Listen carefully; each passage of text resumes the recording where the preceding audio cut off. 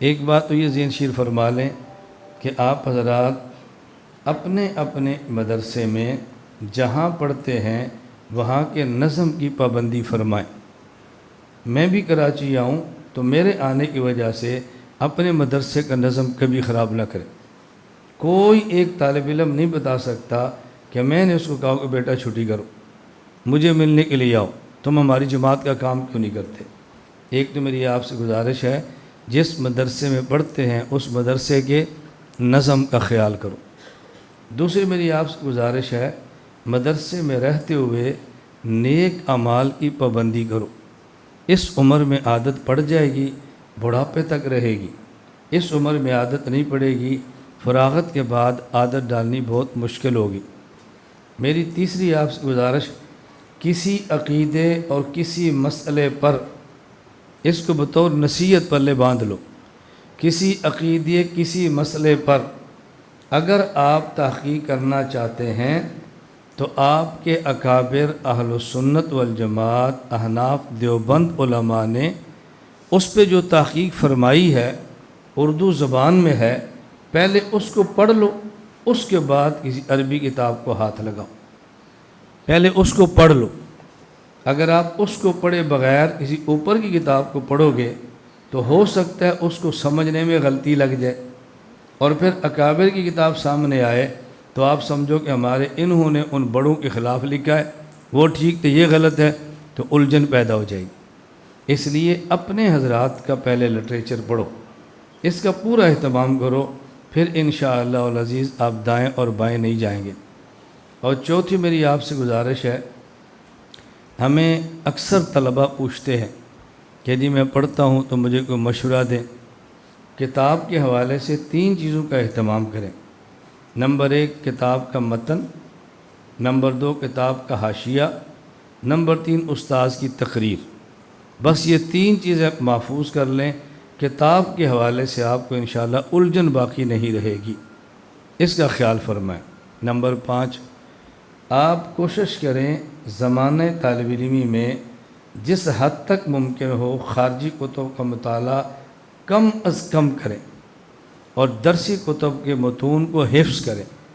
حکیم الامت حضرت تھانوی رحمہ اللہ فرماتے تھے، میں نے ضابطے کی کتب پڑھی ہیں، میں نے بہت زیادہ دائمہ کتب نہیں پڑھی، ہم نے معمول کی کتابیں پڑھی۔ ہم اپنے درس نظامی کو چھوڑ دیتے ہیں، نصاب کو چھوڑ دیتے ہیں اور دائیں بائیں کا مطالعہ شروع کرتے ہیں، اس سے نصابی کتاب پہ آدمی کمزور ہو جاتا ہے، تو فراغت کے بعد پھر استعداد اور لیاقت نہیں رہتی کہ بندہ مزید کچھ پڑھ سکے۔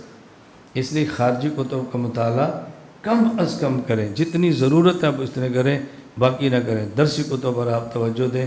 یہ میں نے چند ایک باتیں آپ کی خدمت میں عرض کی ہیں، باقی میں پھر عرض کرتا ہوں کہ آپ حضرات چھٹیوں میں 12 دن کا ہمارا دورہ سرگودا ہوتا ہے، اس کی آپ ابھی سے نیت فرمائیں انشاءاللہ۔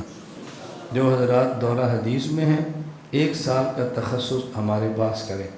جو چھوٹے درجات میں ہیں، میں طلباء کو کل ایک ترتیب بتائی تھی، پرسوں یاد ہے، قرآن کریم کی تفسیر کے بارے میں یاد، میں آپ کو پھر عرض کر رہا ہوں، اگر آپ قرآن کریم کی تفسیر صحیح سمجھنا چاہتے ہیں اور صحیح کرنا چاہتے ہیں، سب سے پہلے آپ درجہ ثانیہ میں اما پارہ پڑھیں، درجہ ثالثہ میں 10 پارے پڑھیں، درجہ رابعہ میں 10 پارے پڑھیں، درجہ خامسہ میں 10 پارے پڑھیں، درجہ سادسہ میں جلالین پڑھیں، سابعہ میں بیضاوی کا جتنا حصہ ہے وہ پڑھیں۔ اس کے بعد فراغت جب ہو، اگر تفسیر پہ کام کرنا ہے، نمبر 1 موضح القرآن پڑھیں، اس کے بعد تفسیر عثمانی پڑھیں، اس کے بعد بیان القرآن حضرت تھانوی کا پڑھیں، اس کے بعد معرف القرآن مفتی محمد شفیع صاحب کا پڑھیں، اس کے بعد معرف القرآن مولانا محمد ادریس کاندھلوی صاحب کا پڑھیں۔ اس ترتیب سے آپ پڑھ لیں۔ اس کے بعد آپ مدارک پڑھیں، مختصر ہے، حنفی تفسیر ہے۔ روح المعانی پڑھیں، تھوڑی سی مفصل ہے، حنفی تفسیر ہے۔ تفسیر مظہری پڑھیں، مختصر ہے، حنفی تفسیر ہے۔ قاری ثناء اللہ پانی پتی رحمہ اللہ، ان کو پڑھیں۔